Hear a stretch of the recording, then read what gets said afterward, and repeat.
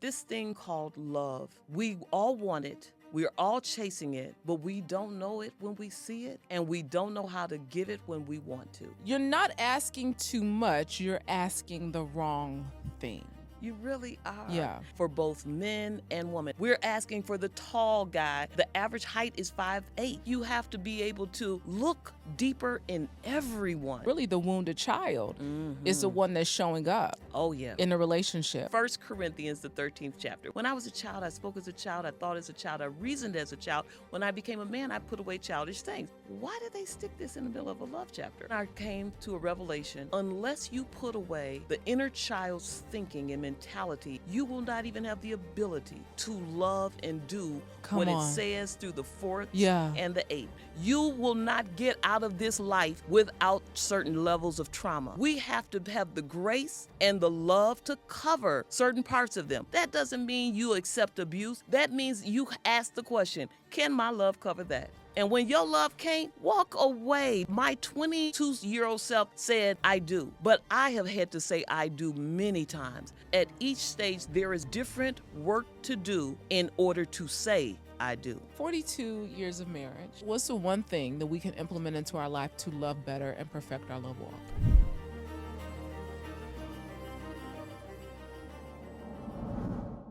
Welcome to Vaught Empowers Talks, where we don't just scratch the surface. We dive deep into the lives of some of the world's most amazing change makers. I'm your host, Brandy Harvey.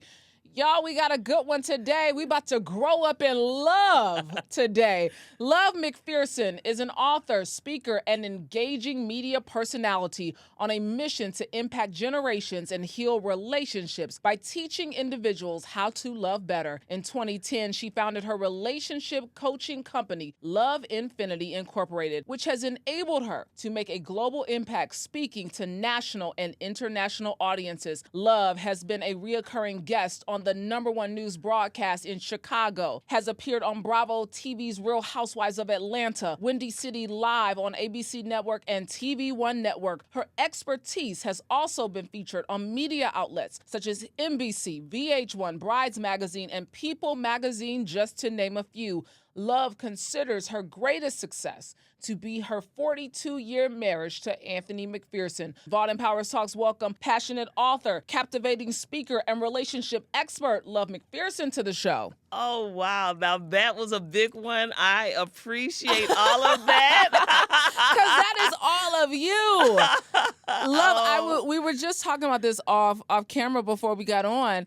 You know, you and I shared a stage together 2 years ago. Dr. Carrie Bryant over at New Birth. Don't we love her? We love Carrie. That is the glue that brought us. That's the magnet that brought us together. It really has been. And it has been such a joy meeting you and watching you just grow and move forward and your light. I just love watching your light. Thank you. I appreciate this. I told them, I said, listen, I got on that panel, baby, and I got humbled. Let me tell you, you sit on the panel with Love, you just gonna need to be quiet. Because there's nothing your little tail is about to say that's about to outweigh all the wisdom that is rolled up into this woman. So I am so honored that you are here today. Because guess what we're gonna do? We're gonna grow up in love. Yes, we have to. We have to if we want to experience love correctly. We've got to grow up. Yeah. We cannot allow our little child, our inner child, to manage our relationships, and that's what we do if we don't be intentional. If we're not intentional about growing up. Whew. Now, Love, you said we pulling up the high chair to some of our tables, right? So many of us are pulling up the high chair in the relationships because really the wounded child is the one that's showing up. Oh, yeah. In the relationship. Why is that? You know, because what happens is we are so vulnerable as children. They say the stress levels actually are reduced the most when you have resources. If your stress levels are reduced, if somebody's knocking at your door, but you got a gun in there, you feel a little bit less stress, okay? Yeah. If somebody's asking you for money, you have some money in the bank, you feel less stress. But human resources is actually the greatest level of stress, that person. But when you're a child, think about this. You're at the total mercy of parents. You have nothing but the parents to be kind to you, to take care of you. Now, this is what happens. The child learns survival in order to keep the love of a parent so that they can survive and be taken care of. Those same survival skills, their need for love, their need for protection, they take that into their adult relationships. So if they had to people please, that's what they do. If they had to lie, that's what they do. If they had to manipulate or keep them funny or just let's switch roles. I'll be the parent, the parentified child, and you be the kid. And you can go out to the clubs, and I will stay here and take care of your children, my siblings. I will wake them up. I'll get on the stove at 5 years old and cook a whole fried chicken dinner. Whatever I have to do to survive, I will do it. But that little girl or that little boy will have to one day grow up. And when they begin to engage in relationships, those are the skills they take out of that house. Yeah. That's a bag of skills they take out of that house. They take the skills that they learned from having a relationship with their parents and watching them have a relationship with each other. Yeah. And those skills they take. If lying was the skill that you had to do in order to keep your mother satisfied or your father not beating you, then guess what? They will take that right into that next relationship, and the woman be like, why you lie about it? What was the purpose of you lying about it? But it's a habit. Wow, it's a habit. Absolutely, it's a skill that just to get what they want. I mean, you said this there are how many stages of development? How many stages are there? Six stages of development. 6 stages of development. There's some afterwards, years later, but basically the first 6 is the major one. By the time we get to 19 to 40, we're already in stage 6. Absolutely. Of you have development. gone through trust. You have gone through autonomy. You have gone through just learning how to be a friend and all this kind of stuff. And then you take all of what you have learned in all of those stages, all of the skills you have cultivated, and you place them in the 19-year-old. If during those stages you've learned that you are not enough, you're not worthy, if you learned that if you were neglected and then all of a sudden there is a need to say, hey, I'm going to get what I want. You've learned that. If you were abused, and the difference is neglect is something that was done, that was not done for you, that should have been done for you. Abuse is something that was done to you that should not have been done to you. But people who are guilty of neglect, what you will find is that they are constantly comparing, and they also have a sense of entitlement. I want you to get into this because during this stage 6 of our lives, 19 to 40, this is either the time of intimacy or isolation. And so if I have been neglected all this time, and now I have this sense of entitlement, how am I showing up in relationship? Serial cheater. Because you feel like this. This is what you feel. You will feel like if you don't succumb to my needs when I need it. And when I work with couples, a lot of times, the men, you ask them, okay, and I do this with premarital counseling, we go through a sex agreement. I mean, it's not in, a binding agreement. It's just like, we want to know how many times do you want sex every single, throughout your marriage. Most of the men say, I would love it daily. Okay. Yeah. The women say maybe once or twice a week or something like that. However, now here's the thing. If you have suffered from neglect and you have not dealt with that or disciplined yourself or worked through your healing, you feel entitled to daily. Why? Because somebody deprived you when you were a child. So the child is still throwing tantrums saying, I want mine. I want mine. And so the next, Miss Shanae Lala walk up in there and she be like, I got yours, baby. And you be like, you know what? And then you'll blame that person. Why? And that person will turn into your mom or your dad or whoever deprived you of what else. So as you begin to tell them why you are justified, you may not say it like that, right? But it's kind of like, man, but you ain't. You ain't giving it up. But internally, you are actually talking to that woman, but you're also talking to your mother. And so the child will begin to rise up to the mother because now they can pay for their own food and they can pay for their own rent and they will rise up against the mother and you will be the mother that they rise up to. And in reverse too, it could be the father. We can switch this to male or female. Ooh, Love, child, I don't even know where to go, love. It's too many places, love. Without me getting on your therapist couch today. Because we could go there quick. You know, love could bring you to tears quick, okay? But I mean, it's so real because, okay, we live in this society now. Internet we're running rampant on the internet. We have everything at our disposal. So now it's not cheating. Now I'm just polyamorous. And I'm in a polygamous relationship. Now I need 2 queens for the king, you know? Yeah. So what do you say to that appetite? What do you say to that stage of development? This is what I say to that stage. Please let me know your appetite before I get engrafted into a relationship with you. Do not surprise me. Yeah. If we decided we're going to be vegan and then all of a sudden you love soul food, we're going to have a problem when it's time to go out, okay? Yeah. So before, just say, hey, I like a bunch of them. Then I'll say, oh, guess what?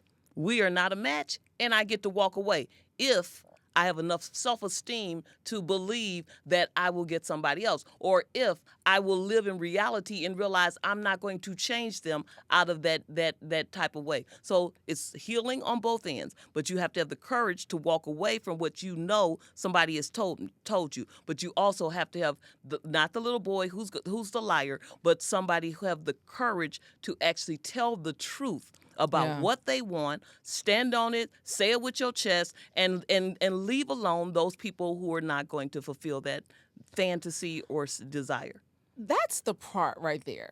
It's the honesty and the transparency. Absolutely. It's you being honest up front to say, hey, this is what I'm interested in. I like to have multiple women. I like to experience multiple men, whatever that is, right? That we're honest and transparent, but don't try to flip it on me once we now a year in and now I catch you in something. Exactly. And now you like, but you know, I got a big appetite. Yeah, exactly. Yeah. And here's the thing. It goes both ways on For all of sure, this. absolutely. Because this is what I'm saying.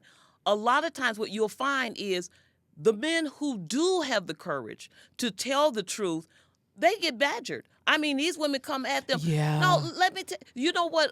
One of my favorite, let them. Okay, if they have that kind of appetite, let them. That is not something that you have to discuss. That's not something you have to beat them up about. That's something you stay away if you don't agree with it. But let them. And so my thing is let them do that.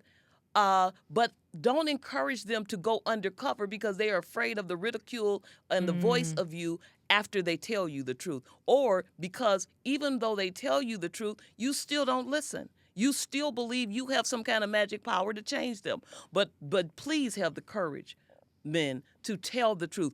Please have the courage, women, to tell the truth. Yeah, it's to telling the truth. Well, I mean, but there are some predictors that you said into really why we show up in our relationships the way that we do.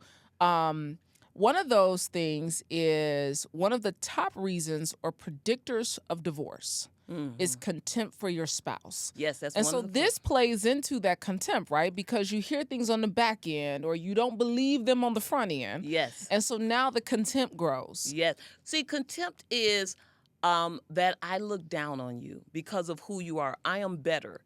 And that's why in a courtroom, you'll see a judge hit a person hard for contempt of court because you're saying, he says, I'm the leader in this court, and you are deciding to diminish my power.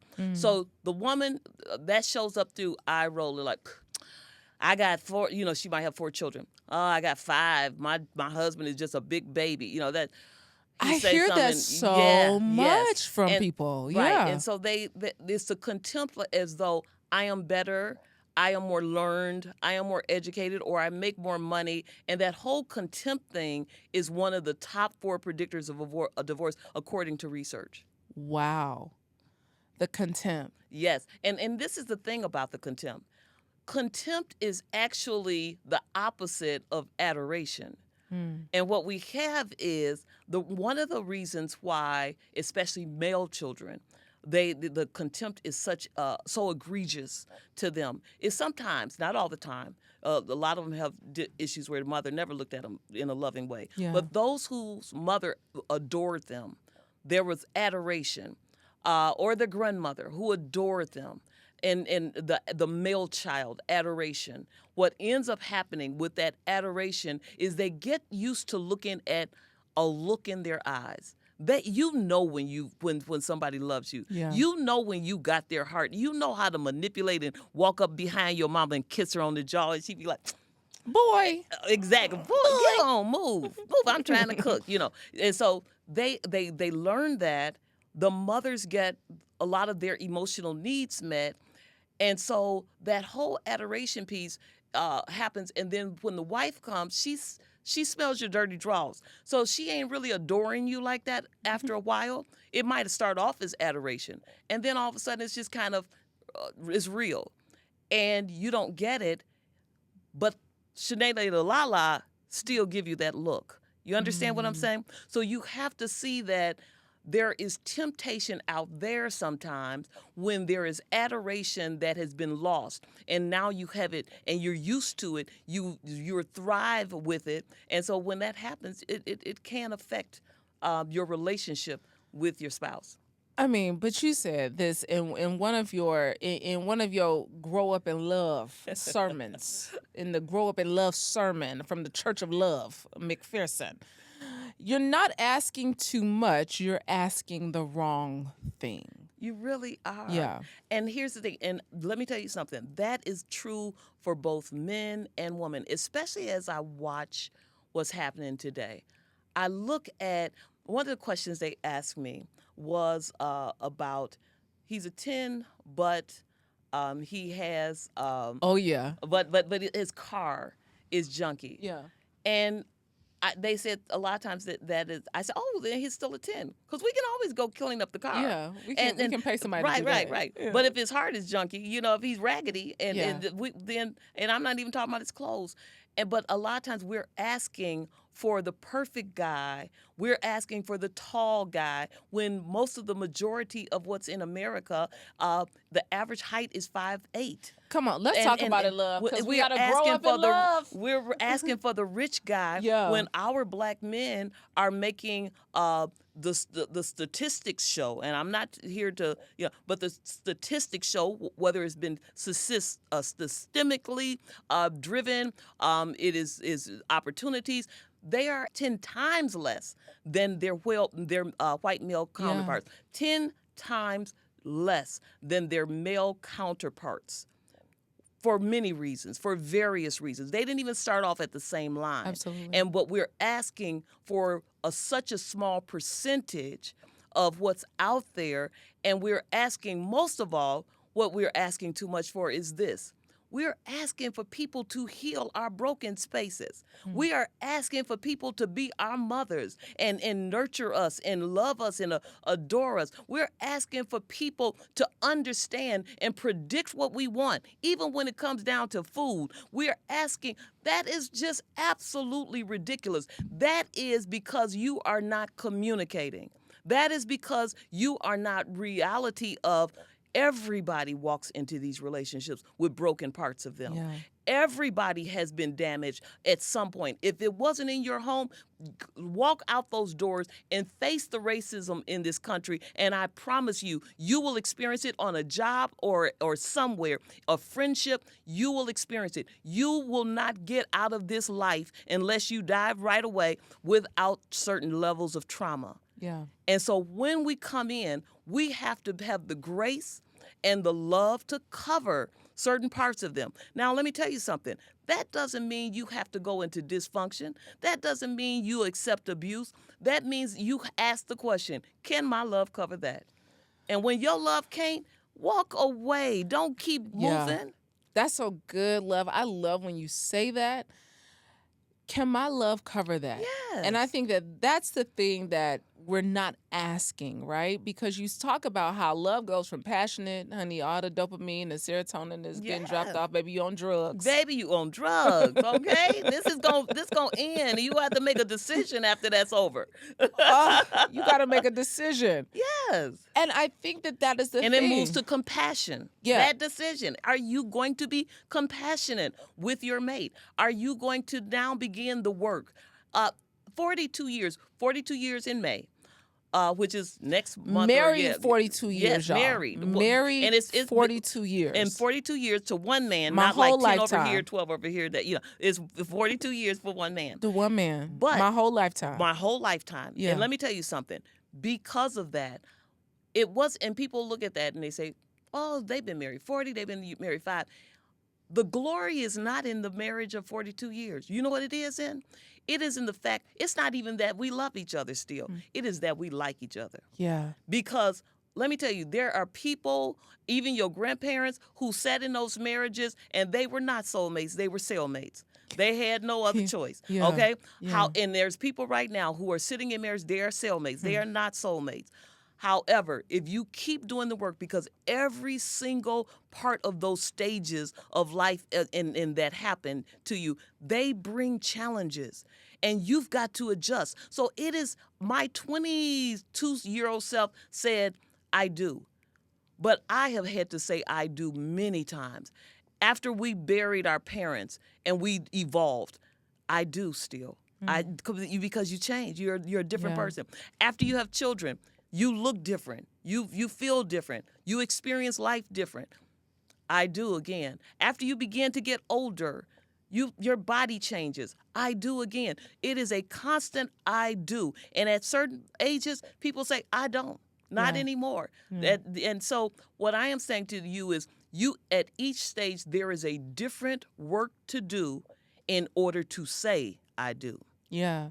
A different level of work to do. Yes, a different type. It's a whole different type. What do you think that, because even you saying we're asking the wrong thing, right?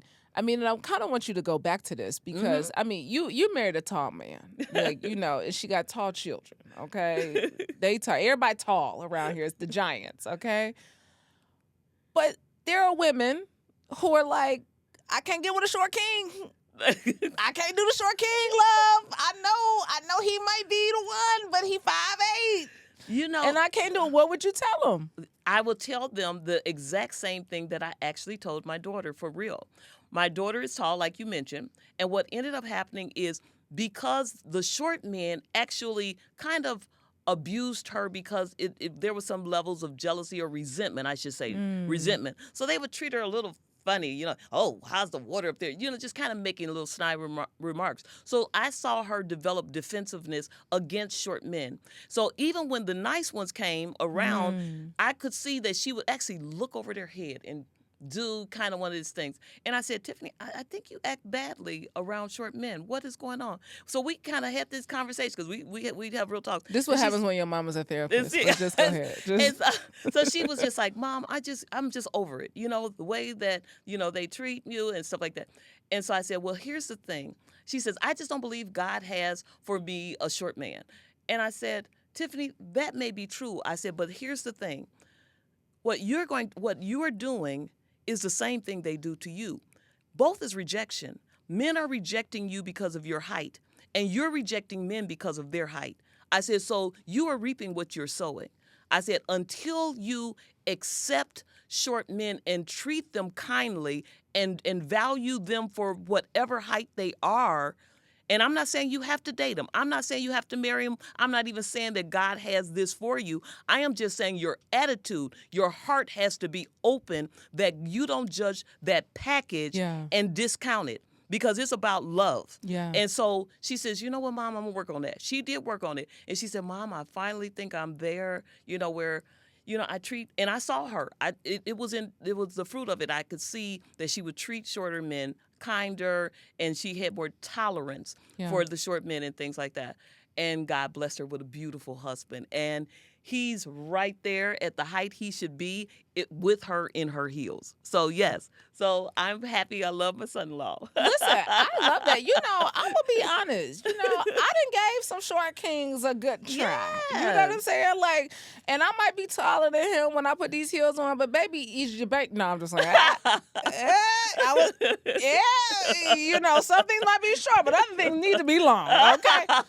Okay. Listen, I'm going to grow up in love, though. See. And the thing about it, I think because I've had conversations with shorter guys, right? Yeah. And I remember one telling me, he says, in this country right now, if we body shame, we are, Cancel. You out of here. If you body shame, that's it. He said, but the only people you don't have to worry about body shaming is short men. You can sit in a room, make jokes about short men, something we cannot help because of our height. Yeah. You can shame us all you want, and it's still a joke, and nobody will protect that. And so short men are people too. Yeah. They have real feelings, and they also experience rejection, which is one of the most difficult emotions that humans can experience. Why? Because rejection means throwback. That means you once held me. I'm not saying, just an example. Yeah. You once had me. You had possession of me. You might have seen me in the hospital room or seen me in my mom's stomach. You had possession of me. And when you saw me, you made a choice to throw me back. That's rejection. When you ghost me, you make a choice to throw me back. When you hire me and I give all that I've given and you decide to just dismiss me, you throw me back. That rejection is damaging. It will damage you physically, spiritually, emotionally, and you wonder why people have anger issues. And so I think we have to have a respect. That's not a joke. Yeah. To be laughed at about something that you do not control. Yeah. I think you have to be able to look deeper in everyone. For sure.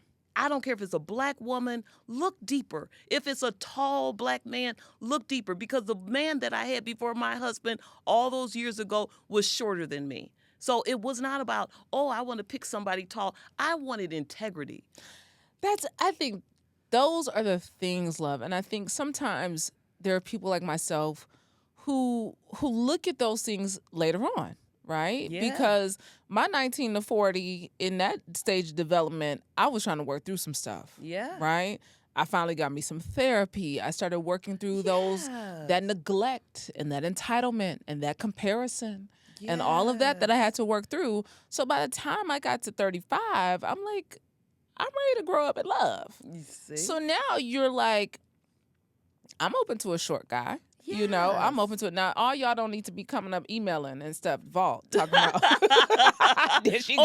Or yes, you can. If you're a good guy, a short guy, because the short guy was a serial cheater. But I'm telling you, but if you're a good short guy, you go ahead and get in their Thank DM. you. Yeah, a good one. But I think that is it. It's the integrity. It's the character. It's the kindness, And I think one of the things that a friend of mine who has been married for a number of years, one of the things he told me in my 20s, he said, Brandy, yeah, you can want him to have all these things and he can have all the money and he can have all, but is he kind? Is he kind? He said, because what it took me longer to realize what I wanted from my wife and the thing I didn't get, he said, was I wanted somebody who was kind because my wife wasn't always kind to me.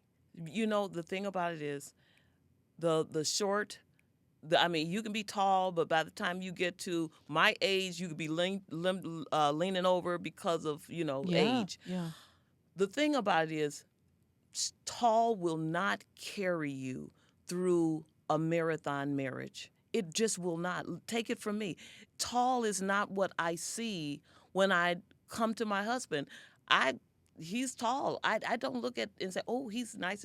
I think, is he a good man? Yes. Yeah. Has he been good to my children? Yes. Does he still bring me coffee just the way I want it every single morning? Yes. Has he fulfilled his promise that before we ever got married? I said, I hate doing dishes. He says, I don't mind doing dishes. I've never washed a dish. Wow. So he has integrity in that area to keep his promise. I don't care if he was short or tall. If he's doing that and treating me that way, he's worth my attention and he's worth my love. Worth the love. Let's get into it. The love does and the love does not. Because you talk about this, and so many times you do these conversations all around the world, and you're talking to people about the love, not the do's and the don'ts. The love does and the does not. And many people aren't doing the love does, and they doing a whole lot of the love does not. Yes, absolutely. When I refer to that, I actually come from First Corinthians, the 13th chapter, which I was made to memorize as a child because my name was Love. So my mother Love. made me memorize it. But when I got down to the 11th verse where it says, because that's the verse that talks about, though I speak with the tongues of men and of angels and have not charity, I've come at sound and breast with you. So it goes through all of that. And then when we get to the 4th verse, it says, love does not behave itself unseemingly. Love loveth not our own, does not keep the record of wrong. It talks about all of the does nots. Love does not do this. Love does not do that. But then it goes down to to that chapter, and it begins to talk about when I was a child, I spoke as a child, I thought as a child, I reasoned as a child. When I became a man, I put away childish things. And I thought, why did they stick this in the middle of a love chapter? I always thought that since a child, I thought, why are they talking about children? Then I came to a revelation and realized, unless you put away the inner child's thinking and mentality, you will not even have the ability to love and do what it says through the 4th and the 8th. You cannot do it because the child is selfish. The child is needy. The child wants its own thing. The child does not have it engages in cognitive errors because they do not have the privilege of perspective of the whole world. So the child comes to conclusions that are not accurate. So as you go in and you're talking about keeping a record of wrong, that the child will continue to girls get together and bully you because of one thing. Childish behavior, childish mentality, me, mine, all of those things. You've got to release that, grow up, and love. You've got to realize that during love requires for the character of an adult, the mindset of an adult, forgiveness, integrity, honesty, sacrifice, loyalty, all of this. All of those things are required in order to love in a mature way. But you can continue to be a little boy or continue to be a little girl and let the boy and the girl run your relationship.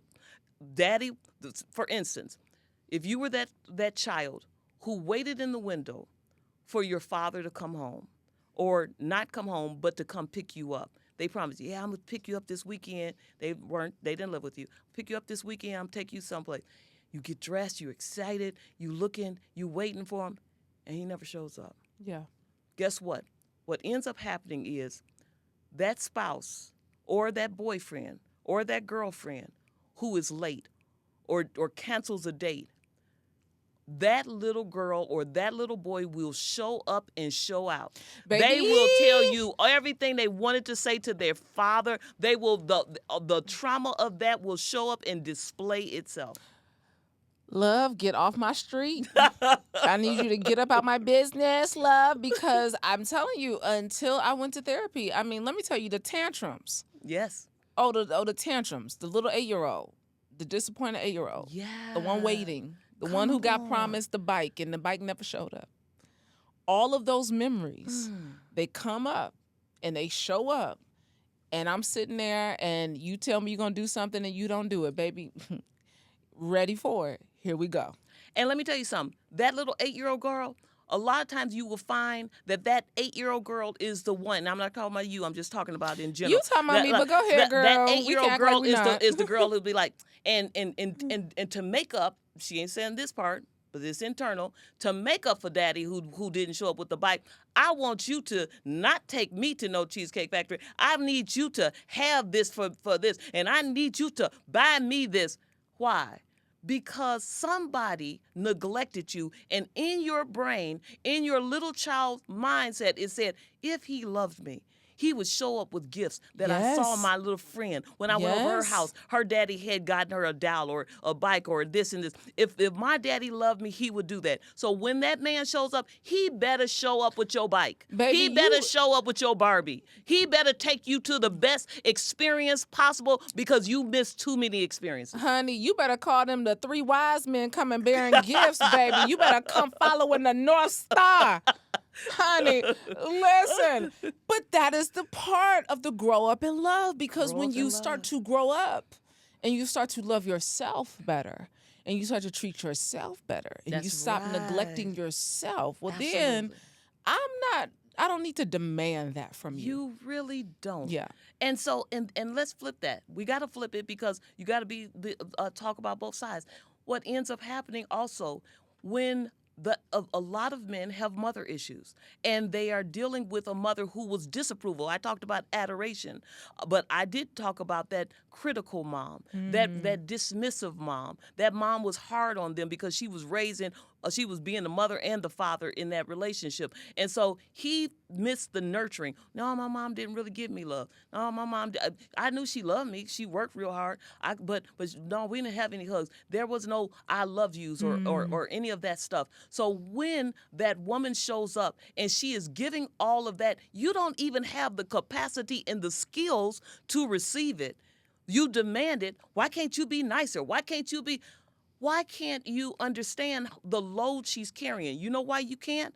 Because you never even understood your mother's load. Wow. You never had compassion for your mother. You've got to go to the root. As that child, you've got to go back to the root. It's not just about just deciding you're going to love yourself, but it's also about forgiving. And when I say forgive, I mean releasing your parent. You've got to see with an adult eye, you know what?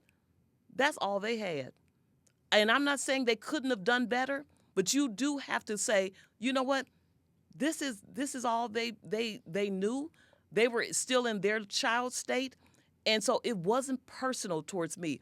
Once you acknowledge it wasn't personal towards you, you have the capacity to love the you that you feel they rejected or they did not love or that they saw something in you that was not lovable. Once you come to the conclusion, it wasn't me that was not lovable, it was them that was not loving themselves, and that's your own issue.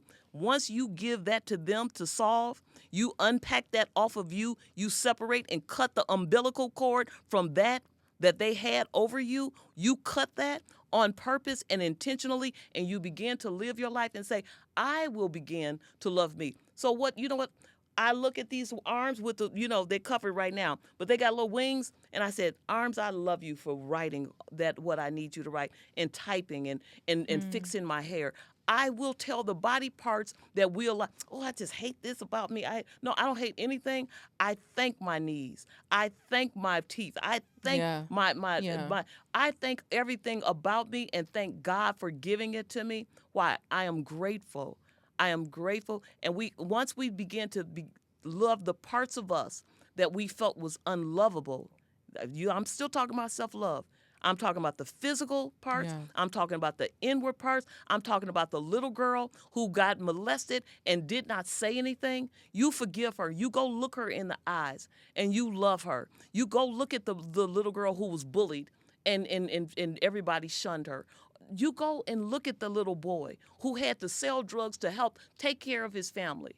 You look at those people and begin to forgive and love them, and then you operate from that point. But the first thing you do is release the unloved parts of you that you felt were given to you and that you took on and began to give to yourself. How difficult is that for people to do over and over again? Because it's a process. Because it doesn't just happen, nope. I did it, I released it. No. Because I've done it, I've released it. I had to release. And then that's like going on a diet. You go over and over again, okay? And sometimes you fall off the wagon and you get back up and you keep doing it.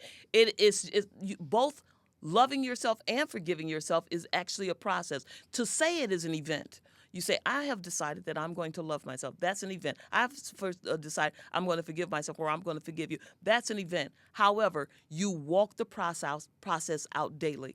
And in order to continue to walk the process out daily, there are some things you take away from your routine and some things you add to your routine, like in a diet. You might want to take some of those sweets out of your house so they don't act as temptations, and you might want to add some more fruit and healthy foods so they will be accessible when you need them. So if you know that social media, certain places will actually make you compare because you are prone to comparison due to your neglect. If you feel that is a hindrance in your self-love activities, then you may want to look less at that. Oh, that's so good because, of course, we're all inundated every day Absolutely. with that little phone. Absolutely. And we get, I mean, every message in the world is thrown to us instantly. Absolutely. And then we sit and go down the scroll hole. We wake up scrolling. We go to bed scrolling. We sitting here scrolling, all the things. And for people who have been neglected and you struggle with that comparison, now 24/7, right in your hand, you get to compare and contrast your life all hours of the day. But the problem is, studies show that many people, when they are comparing their lives, it's actually miswanting. That's a term, miswanting. They think that if they had what that person has, it would make them happy. When in reality, the truth, when one Harvard study showed that it, in all of the things that people thought, if I lose more weight, if I get this certain job, if I make this certain income, I will be happier. Yeah. You can be happy, but I will be happier. The truth of the reality is, the only real true happiness came in giving back. Believe it or not, the Bible is true. It is more blessed to give than to receive. So when people were volunteering and doing things, even like this podcast, you know that you're helping people. Yeah. When you sit in this chair, the people that tune in, you're changing lives. So this portion of your life can be so fulfilling, even if it's stressful, even if it's things that Absolutely. has happened, but it can be so stressful. Why? Because you're not here just taking. Yeah. You are here giving. Absolutely. And so that kind of stuff like that is actually more precious and creates a more fulfilling life and more happiness than some of the other stuff. Even if, with the mall right around here. Yeah. I mean, you can walk through. I ain't saying you got to not go through there and it won't make you happy, but it doesn't, it's not as long lasting as what you're doing. It's not as long lasting. I mean, 42 years of marriage. What has been the key to making it last? Work. For you? Doing the work. And recognizing when it's time to work. Because when you see, when I talk about liking, I know people think that's a nice cliche, but I gotta like what you have become because we're all evolving. So when you get to the next evolution, I still gotta like it. Let me give you an example. My husband, we're in our 60s now. And when my husband, I remember sitting in the car and we were on our way to our morning dates. We do it on weekends. We date.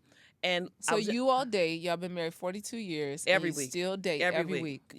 Every single week. Love that. And so we were on our way to our date, but we stopped at the cleaners first because we do early. We don't do it at night because we'll sleep through those dates. And so we're the first ones in the restaurant in the morning. That's the grown people. Well, grown people. We ain't out at night. Give me a day party. We went to the theaters and I was sleeping. I was like, man, I paid $300 for these seats and I'm sleeping. And so we know better. So I'm sitting there. We had to get to the cleaners because at a certain you can't get your clothes. So I saw my husband get out the car. He's walking into the cleaners, and I saw him kind of leaning over, and I'm thinking, and I said, I'm going to tell him, stand up straight. Now he's tall, right? 6'9". So when I met him, one of the things I admired about him is because he wasn't one of those slumped over tall guys. He was one of those tall guys who And when I saw him slumped over, my first mind was critical about I looked and I said, I'm gonna tell him, stand up when you walk in, stand taller. And then it dawned on me. I heard God said, love, that's what old age looks like. And I had to actually on purpose accept him getting older. And then I said, well, why is that I'm having a problem accepting him getting older? And I realized, I remember when my father started getting older and sicker, it was hard for me to even go into the house. My husband and my father were real close, and I was real close. And I'm named Love because of my dad. But I remember there was sometimes, and I sat in that car someday. I said, what's going on here? And I said, it's hard to watch your hero weaken. It's so difficult. And that was real.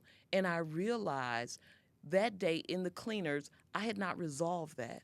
So the little girl who wanted her daddy always to be this big, strong protector of her, who was always present, and at the point in which I was taking care of him because he was sicker, that girl did not want that in her husband. Yeah. So I was trying to push him to not ever be that. But I'm not saying he's going to be bedridden or any of that, but I needed him to grow older gracefully without rejection. And so I had to check me. Grow older without rejection. Absolutely. I mean, of course, at 42 years of marriage, you've seen each other through Absolutely. every stage. Absolutely. Every change of your life. Absolutely. And changes have happened. Let me tell you, we could sing the song, "A change is gonna come," and it did. Okay. Yeah. And so, but he's loved me at every up and down, and I'm telling 50 pounds higher, 50 pounds lower, all of that. He has loved me and never said anything about my weight. And for me to have the audacity to sit in that car and be about to criticize him for growing naturally older, but he's still strong. He's still moving about and doing. We still walk 3 miles a day every morning. Yeah. And so, it was just a matter of just checking myself. And I said that to say, as we change, you got to know that the work is never done. That I could say I'm a whole relationship expert. It's all finished. It's been 42 years. I can gloat in that. No, either we gonna go to separate rooms, and we gonna just be apart because we too grumpy to live together, or we gonna make a decision, a conscious decision that we're going to still like each other. We're going to still be cordial to each other. We're going to still respect each other, even at this age where our children can come together and continue to respect us. Yeah. You mentioned something here that made me think of this, and I had no expectation to talk about this, but now there's the LAP movement, living apart together, right? And people live separately their lives. They have different homes, and they're married to one another. I mean, we talked about Shirley Ralph has been in the news for her marriage of however many years, and she and her husband don't even live in the same state. And so as a person who's been married for 42 years, what is your take on the living apart but together? Let me tell you something. I am such a fan of that. Thank you. I'm so glad you said that. I was a little nervous. I was like, that's what I want. Let me tell you, you know why I'm such a fan of that? And I know it could be a controversial subject. Nobody has asked me that question. I'm so glad you asked me that question. Yeah. Because I get to speak on it. The reason why I am such a fan on it, and this is before I even go there, a lot of times people will come with the Bible. Oh, the Bible. If you're a Christian, you should be living together. You should be sleeping the same. I'm thinking, do y'all even read the Bible? Like they don't. I said, they only do the Cliff Notes. I'm thinking, did y'all realize that those queens never stayed in the same chambers as their husbands? Never. Do you know that they would come in every now and then? They lived separately, and then they came together. And so biblically, it wasn't even something that always was done. And so what I am saying to you the is only this. people that lived together and shared a bed was the poor people. Y'all can catch me on the internet for that one because I know y'all coming, but mind your manners in them comments. Go ahead, Miss Love. I mean, you can hit it for the truth is the only thing you can come at it for. But if you just go read your Bible, you'll find it to be true. Yeah. And I'm not saying you have to live apart. I am saying you should have the freedom to live apart. Because let me tell you what happens. When I come to 50-year-old women and they are single and they say, I want to be married again. I always, and I'm a married woman. I love being married. Me and my husband do sleep in the same bed every night. Although he does have a man cave where he can have his part during the day. I have my spaces. Everybody has their own space. So one girl has a theater room. The other one has the family room. So we got all our little hangouts. And so, but with my husband and I, what ends up happening is people think that you have to be in the same spot. And I asked the 50-year-olds, I say, is it marriage that you want for sure? And I said, okay, you have your own, you're successful, you have your own house, all of that, you do things the way you do, you go in and out as you want. I said, you want a man who is there every day, Girl. who is accountable, that you're accountable to, that you are. And I just break it down. These are the things you know that after you eat, that's not everybody who needs to be fed. And I'm not saying he can't be independent, that kind of stuff. I'm just saying these are some of the things for marriage: the forgiveness, all of those things. Are you ready for that? And they pause. Yeah. And I'm telling you, at least 50% says, no, I don't want that. I said, is it just a companion? Is it that you want somebody who's dedicated to you, who says, you are the one, but I don't want to get entangled with the whole, I don't want to get that. I don't want to get a license where we would, if we had to separate, we have to go through the courts and all this kind of stuff. You may not want that. You may want companionship. If that is what you want, please don't go just because the only thing on the menu is marriage or single. There's some stuff in between, that you can create in the menu. You can make some stuff at home, but there's some different. Some of the most successful relationship couples that I see are those who have. I know one couple who had they were older, so they were successful. They had two separate houses, but they actually were kitty corner from each other. One lived across the street, and one lived on one side. And this is what they did that for. They all had adult children. They all had adult grandchildren. They wanted, when their adult grandchildren and children came home, they wanted them to have the opportunity where they didn't feel like they were invading their step-parents' space. Like, we over at so-and-so's house, really. They wanted to feel the family home. This is where my family lived. But they would come together. They would have dinner together. All of those different things. There are different options. And I'm telling you, just if you don't know that to be true, to go read the book of Esther and see where she was when it was time to go to her king. Come on, love. I think sometimes I struggle with this too. And I think because I come from a very traditional family, both of my parents, staunch Christian backgrounds. I grew up in the church, all of those things. So the foundation of my life is very biblical. Mm-hmm. And very much these Christian principles and beliefs and guiding practices. Mm-hmm. But then, of course, as you start to learn and you start to grow and you start to mature, you find out, well, wait a minute, there's some other ways of thinking. And I've unlearned a lot of things in my life. But I also know, I teeter with this idea of what partnership and marriage and relationship looks like. Mm-hmm. And I know that it can look however you choose for it to look. It can. Yeah. It really, really can. And the main thing is the love and the commitment. Yeah. That's what you have to really look at. It is the integrity of that loyalty, that person who absolutely is committed to you and is capable of making a covenant to you, whether it is a covenant that you say before the courts and get a license for it. Let's just tell the truth right here and shame the devil. First of all, we went most of our lives without it being necessary for a marriage license. Okay, a marriage license was introduced to us because only in the 1940s, in order to regulate who we married. They did not want interracial marriages. So the marriage license was introduced in order to stop interracial marriages.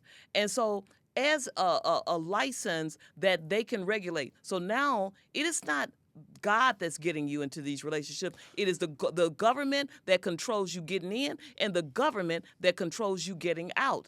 And many people are divorced way before the government lets them out. Hold on, love. I think you got to rewind it back. You said it's not God getting some of y'all in these relationships. It really isn't. It is. That's the thing right there. It ain't God that's getting y'all in these relationships. It really is not. Yeah. And it's not God that's keeping you in some of these abusive relationships. Come on. And as much as you want to say, oh, God hates divorce, God also said he hated the abuse that the men would put up on those women. Because back in those days, it wasn't the women abusing the men, it was the men abusing the women. The women couldn't ask for a divorce or any of that kind of stuff. So he says that he despised that type of behavior. So he hates divorce, not because he hates divorce. if you read the scripture, he didn't just say he hated divorce. He said he hated the repercussions of divorce, how it hurt the women, how the men were cheating on the women and then coming on his altar and crying, and it was so damaging to the women. That's what that scripture is talking about if we read it. And so what I am saying to you is it was a scripture of compassion, not judgment. And so we need to go back and look at some of these things. I think that one of the things for me is, because I've had to really do a lot of research. I've had to really do a lot of studying. And I've had to look at passages of scripture, not just with a Western eye, but I've had to really, really research it with biblical times to put things into perspective. And some of the things that we have decided are ungodly, prenups. Prenups were always instituted in the Word of God. That it's called the Keturah. It is a prenup, and so literally that's how the men got out of the marriages. And I don't know. I don't need to take you that far, but it is a thing where we have not studied, and we are imposing Western views on biblical scriptures without placing things into context. Yeah. And because of that, we are failing. We are failing at these relationships. And then we're not placing enough emphasis on what matters. We're not placing enough emphasis on character. We're not placing an emphasis on perfecting our love walk and loving each other, the good, the bad, the ugly, understanding that we all have flaws, but loving anyway. I'm not talking about abuse. I am talking about flaws. You have a flaws, and I have a flaws. All God's children got flaws, okay? And so when we get to heaven, we're going to put away our flaws. And so my thing is, we have to understand that this thing called love is targeted in a way where it is against us. We all want it. We are all chasing it, but we don't know it when we see it. Ooh. And we don't know how to give it when we want to. And we've got to perfect this thing. Yeah, we got to perfect the love walk. We do. What's one thing we can do for all our people who are listening? Because it doesn't matter if you're married or single, we can all learn to love better. So what's the one thing that we can implement into our life every single day to love better and perfect our love walk? Gratitude. Absolute gratefulness. Because as long as you decide that you don't have enough, you will impose those standards upon your mate, the person closest to you, or your children, or your parents, or things. It will always be a spirit of, I need more. Yeah. And that person will never feel like they can win. You've got to stop and look and say, what have they given me that I am really and truly grateful for? And if you married, it's probably some things. Absolutely, might be some things that they can improve on. But every year, and this is what I would say, every year, maybe you could do something that my husband and I do. On our anniversary, we go to our nice, beautiful restaurants, wherever we're going and wherever we're celebrating. And we asked each other two questions. We said, how has your year been happy? And then we ask, how can I make it better? We don't ask how you can what can I do to make your next year happier for you?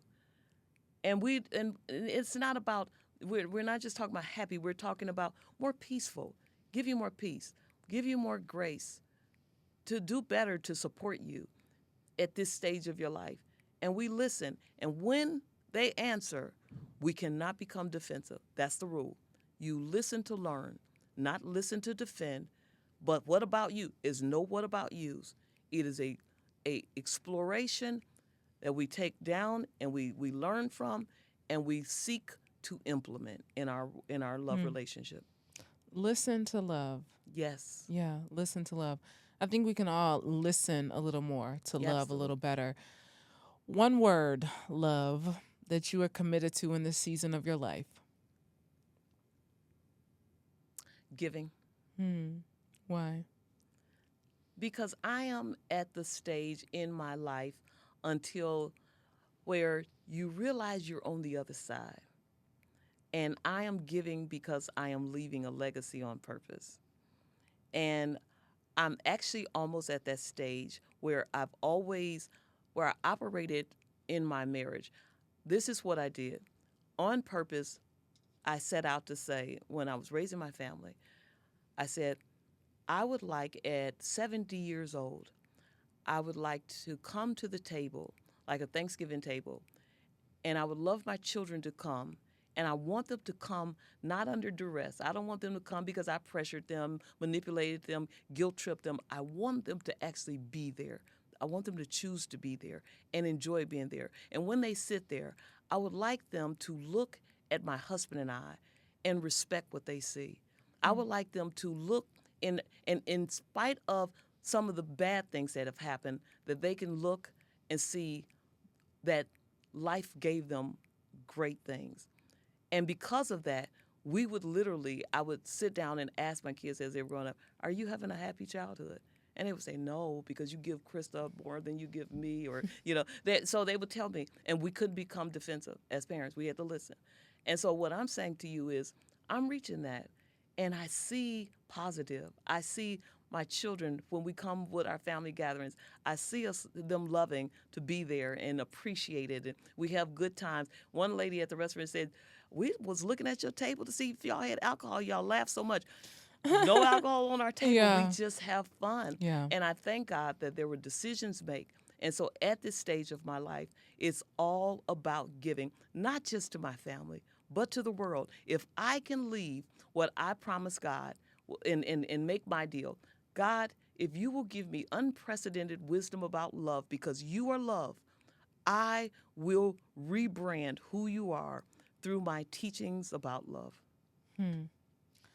Love McPherson, it is always a pleasure. You have all the knowledge and wisdom about love, and I love hearing you give it to us. So thank you so much for joining me. Vault and Powers Talks, another good one for the book. Send this to somebody who needs to grow up in love, because we all can perfect our love walk. Until next time, I'm your girl, Brandy Harvey. Eat well, give a damn, move your body every single day. Peace.